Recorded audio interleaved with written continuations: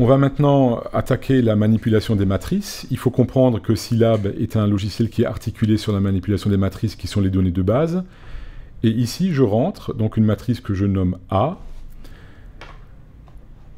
qui est donc constituée, c'est une matrice 3-3, 3 lignes, 3 colonnes, et vous voyez au fur et à mesure que je la rentre les valeurs numériques avec des nombres complexes. Donc 1, i, moins 1 comme première ligne, 0, 2, 1 plus i comme seconde ligne, et moins 1, 0, 3 comme troisième ligne. On peut calculer l'inverse de la matrice, son déterminant. Vous voyez les résultats. On peut calculer le carré de la matrice, tout ça en simple ligne de commande. Et les résultats sont immédiats et affichés à l'écran, toujours affectés à la variable par défaut, la variable ANS. Si on voulait inhiber les résultats, les affichages des résultats, il suffirait de mettre un point-virgule. Ensuite, on va montrer ici comment on manipule des composantes de la matrice. Alors par exemple ici, A2, 2, on extrait la deuxième ligne et la deuxième colonne, et la valeur numérique c'est 2.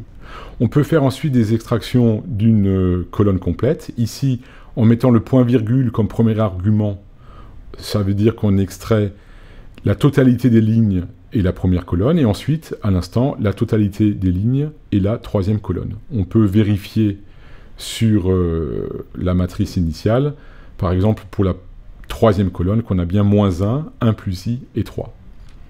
On peut en faire autant pour des extractions de lignes complètes. Par exemple ici, on a extrait la deuxième ligne, toutes les colonnes. Ça donne 0, 2, 1 plus i.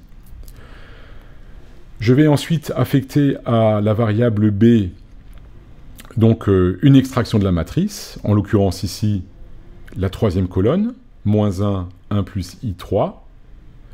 Et si je multiplie la matrice 3, 3a par ce vecteur colonne, j'obtiens un résultat global qui est conforme aux dimensions des deux matrices opérandes 3, 3 que multiplie une matrice 3, 1. Ça donne bien une matrice 3, 1 avec le résultat qui est affiché à l'écran sous vos yeux. Ensuite, je définis une nouvelle extraction, C comme première colonne de la matrice d'origine A, ça fait 1, 0, moins 1. Je rappelle que B était déjà extrait. Maintenant, lorsque je fais le produit de ces deux vecteurs colonnes, le logiciel me dit que j'ai une multiplication incohérente. Pourquoi ? Parce que du point de vue des matrices, la multiplication de deux vecteurs colonnes n'a pas de sens, donc j'ai une erreur.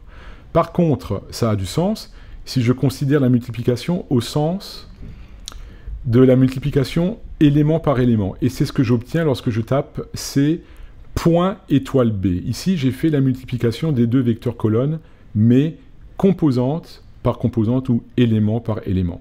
Et j'obtiens donc un vecteur colonne, 3 lignes, une colonne, moins 1, 0, moins 3. Il faut absolument bien comprendre ce point, le point étoile comme distinct de la multiplication matricielle. Ici, je définis un vecteur t de 10 composantes avec un incrément par défaut qui vaut 1, donc t de 0 à 9, qui donne donc une série de valeurs incrémentées par la valeur 1. Z qui est défini comme étant la transposée de t, t' c'est pour la transposée, et lorsque je fais le produit d'un vecteur ligne par un vecteur colonne, j'obtiens un scalaire, t fois z, qui vaut en l'occurrence 285.